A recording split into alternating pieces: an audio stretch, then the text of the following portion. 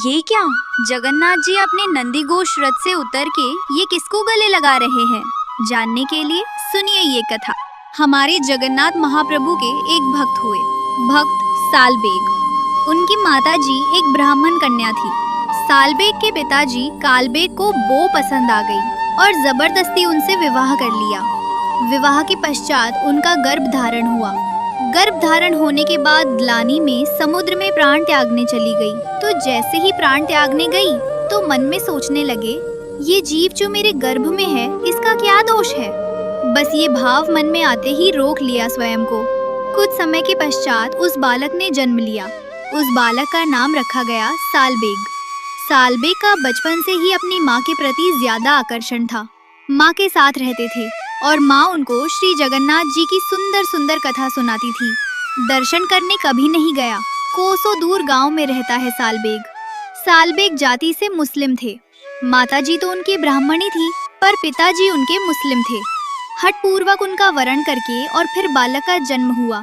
सालबेग बचपन से ही कोई भी बात होती थी तो जगन्नाथ जी कह के चिल्लाते थे। तो जगन्नाथ जी के बारे में उनकी माताजी सुनाती रहती थी। जगन्नाथ जी के ऐसे बड़े बड़े नेत्र हैं। तुझे पता है ऐसे बड़े नेत्र क्यों उनके? सालबेग कहता, क्यों?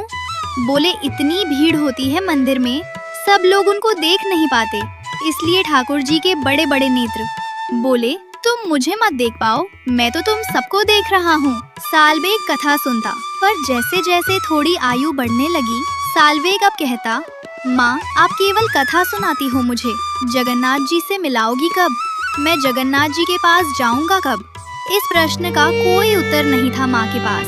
कैसे जाए? पिता बड़ा निष्ठुर है, मारेगा, हत्या कर देगा दोनों की। लेकिन माताजी सालबेग को कुछ कहते नहीं थे। एक दिन सालबेग अपनी माँ के साथ छत पर बैठे थे और तभी गांव के लोग बैलगाड़ियों में जा रहे थे।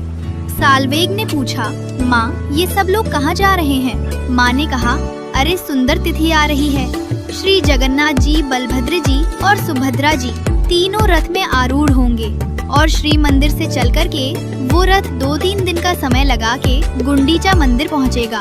ठाकुर जी पूरे विश्व के जगन्नाथ है ना, सबको दर्शन देने के लिए बाहर आते हैं। ऐसे उछल उछल करके ठाकुर जी सीढ़ियों से नीचे आते हैं।